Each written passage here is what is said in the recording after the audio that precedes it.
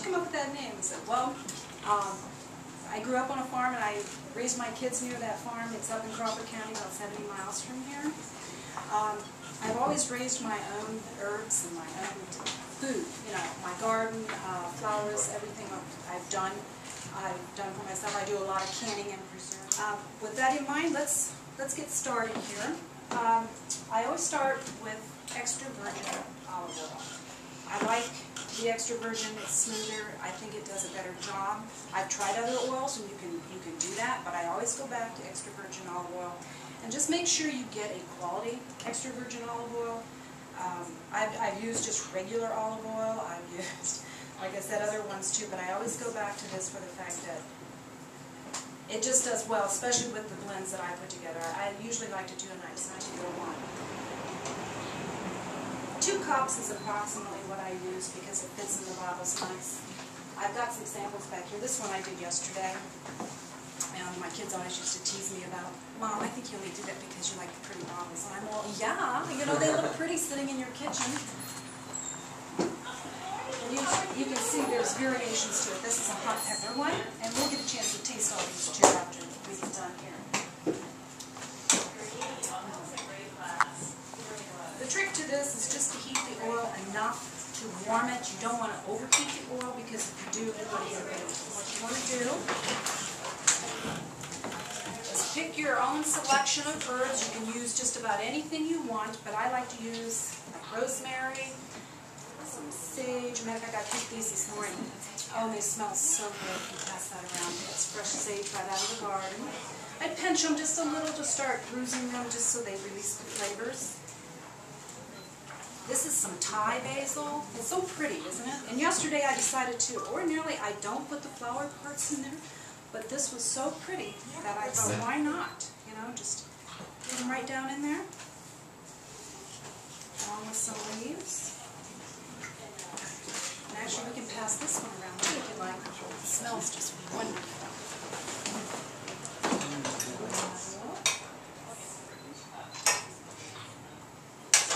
It's a little tricky doing it this way.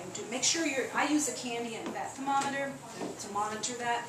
Make sure your thermometer doesn't touch the bottom of the pan too. I've already cut up some garlic, so I'm going to go ahead and add the garlic. Parsley. I love basil. I know. You can't beat basil. Isn't that wonderful? Skewer and punch everything down in there. So I've got rosemary, Thai basil. Do a little bit of thyme. I usually just peel off some of the leaves. There. Keep my little tip. I like to look at them in the bottle, and I think they look pretty when you have everything in there.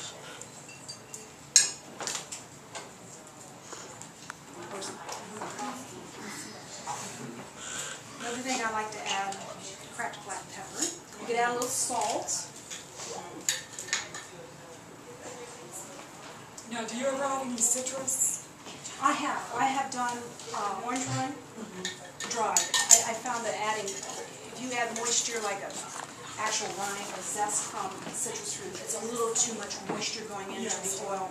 I just didn't like the texture of it and the way it turned out. So I do use dried when I do that. And something different too. I'm thinking, I thought I'd change it up a little bit here. And I'm going to actually put in some smoked paprika. I thought maybe a little smokiness in there might bring out some of the other flavors. This is one I'm taking home, so I guess it really doesn't matter.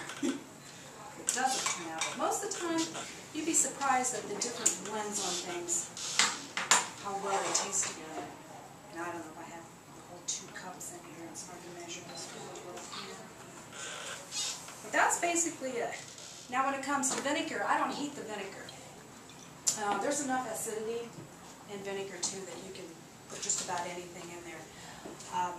What I usually do, if I can find the vinegar, I blend vinegars, and that's something too you can just experiment with. A base is just your white distilled vinegar, but I like the sweetness of cider vinegar, and I also like balsamic. Sometimes I'll pour a little balsamic in.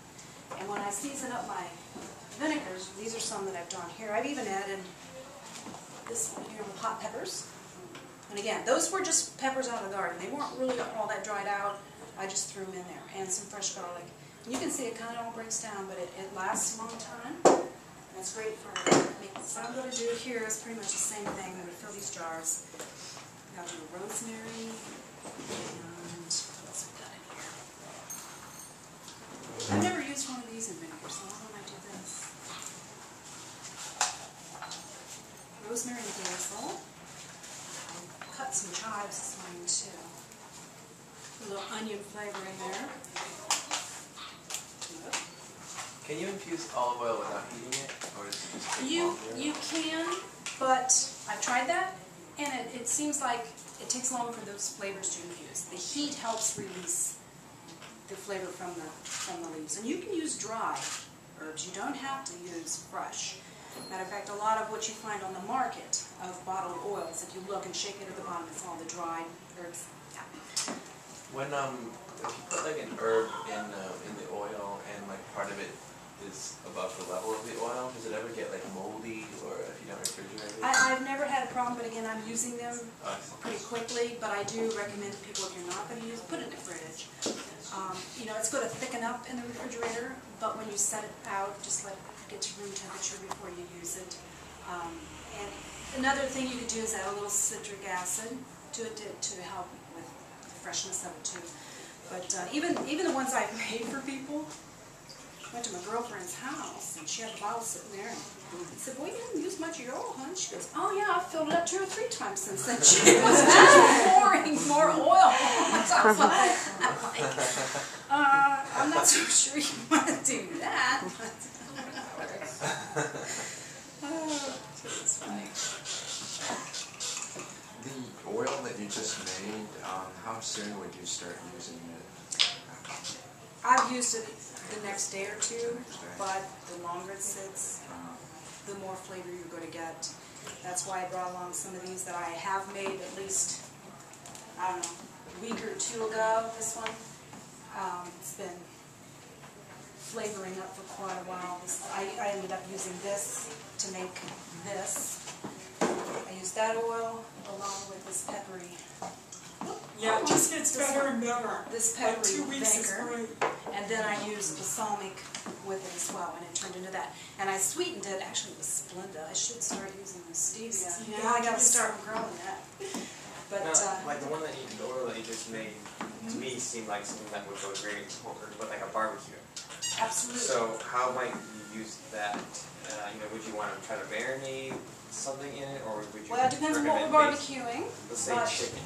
Chicken, wonderful in it, because that has kind of an Italian flair to it.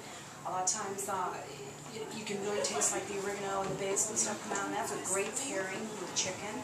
So what I do is I just salt and pepper my chicken a little bit. A lot of times I pound it out a little bit to tenderize it, and I drizzle it with my oil. Throw it right on the grill. Okay. Yep, it just gives it enough flavor. It's not overpowering, but you know, you can even mix oil and vinegar together and marinate your chicken for a little bit too. Okay. It's another way to do it. But as you can see, this is how they turn out. And usually, with the vinegar too, I just stick a pour spout on it, set it on my counter, and watch it do its thing. It's always so pretty when you first do it, and then it will start to break down because the acid in the vinegar will break that down. Now you can, if you wanted to have a clarified oil or vinegar, you could strain it through some cheesecloth, coffee filter or something, and then put all that new oil into a clean, sterile bottle if you didn't want the actual plant life.